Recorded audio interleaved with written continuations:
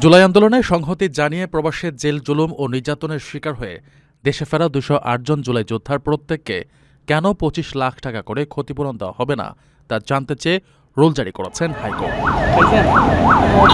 আজ সোমবার বিচারপতি ফাতেমা নজিবের নেতৃত্বাধীন হাইকোর্ট বেঞ্চ এই গুরুত্বপূর্ণ আদেশ দেন। আদালতের এই নির্দেশনার ফলে প্রবাসী কল্যাণ মন্ত্রণালয়ের সচিব সহ সংশ্লিষ্ট কর্তৃপক্ষকে এখন এই রুলের জবাব দিতে হবে। হাইকোর্টের রিট আবেদনের পক্ষে শুনানি পরিচালনা করেন ব্যারিস্টার এইচ.এম. সঞ্জিত সিদ্দিকী। শুনানির শেষে ব্যারিস্টার সঞ্জিত সিদ্দিকী সাংবাদিকদের জানান, এই 208 জন প্রবাসীর মধ্যে সংযুক্ত আরব আমিরাতে সাজাপ্রাপ্ত সেই আলোচিত 57 জন শ্রমিক রয়েছেন।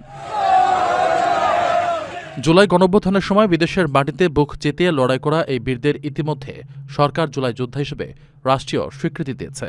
তাদের এই ত্যাগ এবং প্রবাসে ভোগ করা অমানবিক নির্যাতনের বিষয়টি বিবেচনায় নিয়েই এই বিপুল অঙ্কের আর্থিক ক্ষতিপূরণের দাবি জানানো হয়েছে।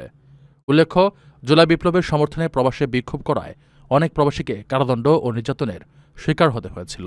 মহামান্য হাইকোর্টের একটি বেঞ্চ রুল দিয়েছে যে জুলাই আগস্ট 2024-এ প্রবাসে বাংলাদেশিরা যারা অংশগ্রহণ করেছিলেন আন্দোলনে এবং যাদেরকে দেশে ফেরত পাঠানো হয়েছে, ক্ষতিগ্রস্ত হয়েছে, তাদেরকে প্রত্যেককে 25 লক্ষ টাকা করে কেন ক্ষতিপূরণ দেওয়া হবে না এই মর্মে রুল দিয়েছেন, সরকারের কাছে জানতে চেয়েছেন।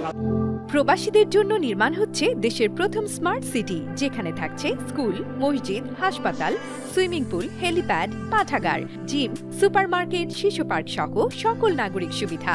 মাত্র 30 লাখ টাকা বিনিয়োগে মিলছে আকর্ষণীয় ফ্ল্যাট। প্লাটিনাম ইনভেস্টরদের জন্য ঢাকা বিমানবন্দরে ভিআইপি প্রোটোকল সুবিধা। বিস্তারিত জানতে যোগাযোগ করুন স্ক্রিনে দেয়া হোয়াটসঅ্যাপ অথবা ইমো নাম্বারে।